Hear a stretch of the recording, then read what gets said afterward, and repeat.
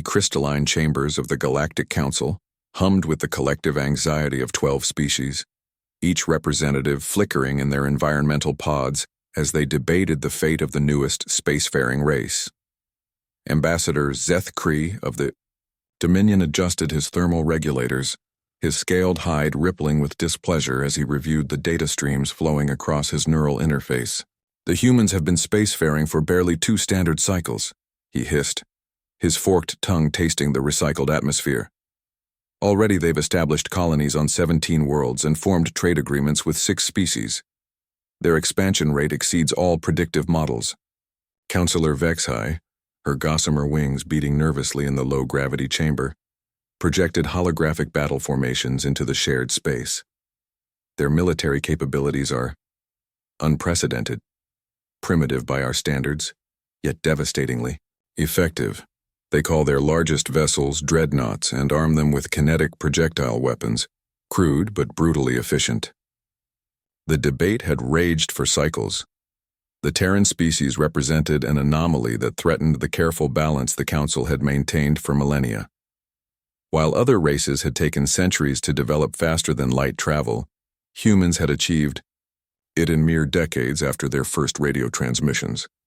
Their diplomatic overtures were simultaneously genuine and calculating, their warriors both honorable and terrifyingly adaptable.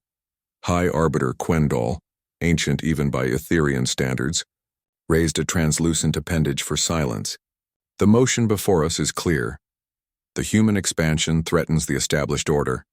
They refuse to acknowledge territorial boundaries established long before their species left their homeworld. They've been voted a Class 7 extinction threat." The vote was swift and decisive. 10 species voted for immediate action, with only the pacifist harmonics and the isolationist void dwellers abstaining. Within the hour, the combined fleets of the Galactic Council began mobilizing toward the Sol system, their destination: the complete sterilization of Earth and its colonies.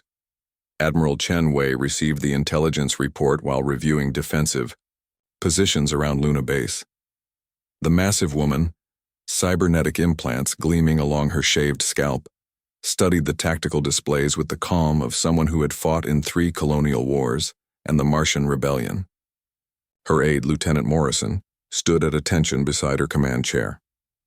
12 species, ma'am," Morrison reported, his voice steady despite the magnitude of the threat. "Combined fleet strength of approximately 4,000 vessels, including several planet killers. ETA to Sol, 6 standard days." Chen leaned back, a slight smile playing across her weathered features. "Well, Lieutenant, looks like we're about to make first contact with the entire neighborhood at once." She activated the fleet-wide communication system. "All ships, all stations, this is Admiral Chen. Implement Protocol Omega-7, and someone get me a direct line to President Martinez." The response from Earth was swift and characteristically human. Within hours, every available vessel was retrofitted with additional armor and weapons. The orbital shipyards around Earth, Mars, and the outer colonies worked around the clock, churning out ammunition and supplies. But it wasn't just military preparation that consumed humanity's attention. In the depths of Earth's corporate headquarters, another kind of mobilization began.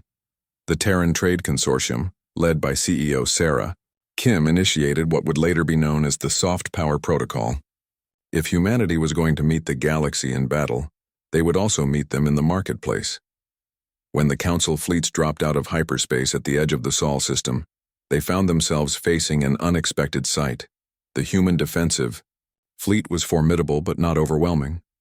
Perhaps 800 vessels arranged in classical defensive formations around key planets and installations. What caught the alien commanders off guard was the second fleet that emerged from behind Luna. These weren't warships.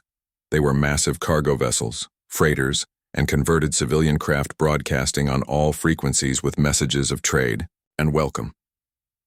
As the Council fleet advanced, expecting desperate last-ditch attacks or pleas for mercy, the human cargo ships began launching millions of small pods toward the alien vessels.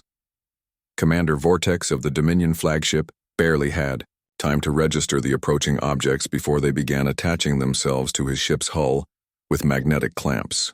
His crew reported no explosives, no chemical weapons, no obvious threats. Instead, the pods began broadcasting. "Greetings from Earth. came the message in perfect Dominion dialect. Please accept this gift as a token of friendship from the human species. We hope you'll find our offerings stimulating. The pods contained coffee. Not just any coffee, but Earth's finest blends from every continent, along with detailed brewing instructions translated into every known galactic language. Within hours, alien crews across the Council fleet were experiencing their first taste of caffeine. The Dominion's cold-blooded metabolism made them particularly susceptible to the stimulant's effects, while the Etherians' sensitive nervous systems created an almost euphoric response. But humanity's true genius lay in what came next. As the Council fleet found itself increasingly dependent on regular coffee supplies, human negotiators opened communication channels. Not to surrender, not to beg for mercy, but to discuss trade agreements. We understand there was some misunderstanding, transmitted Ambassador Rodriguez from the lead diplomatic vessel. Perhaps we can work out our differences over a nice cup of coffee and some honest conversation about mutual benefits. The combination of caffeine addiction and humanity's genuine offerings of technological exchange created cracks in the Council's resolve. The Harmonics, already opposed to the Extinction plan, began openly advocating for peaceful contact. Several other species found themselves questioning whether creatures capable of creating something as wonderful as coffee truly deserved annihilation. But not all were swayed. High Arbiter Quendall, immune to caffeine's effects, ordered the attack to proceed. His words were barely transmitted before the human defensive fleet demonstrated why they called their largest ships dreadnoughts. The kinetic weapons that Counselor Vexhai had dismissed as crude proved devastatingly effective against energy shields designed to deflect plasma and particle beams. Solid tungsten rounds, accelerated to relativistic speeds, punched through alien armor like paper. Human pilots, fueled by their own coffee supplies and fighting for their homeworld, displayed a ferocity that stunned the galaxy. The battle lasted 18 hours. When it ended, the Council fleet was in full retreat, and humanity had captured several alien vessels along with their crews. But rather than execute their prisoners, the humans did something unprecedented. They offered them jobs. Theory: captured aliens found themselves working alongside human crews, sharing coffee breaks and learning about a species that could simultaneously create the galaxy's most addictive beverage and field some of its most effective weapons. Many chose to defect entirely, fascinated by humanity's blend of aggression and hospitality. Within a year, the Galactic Council had been forced to restructure Complorum,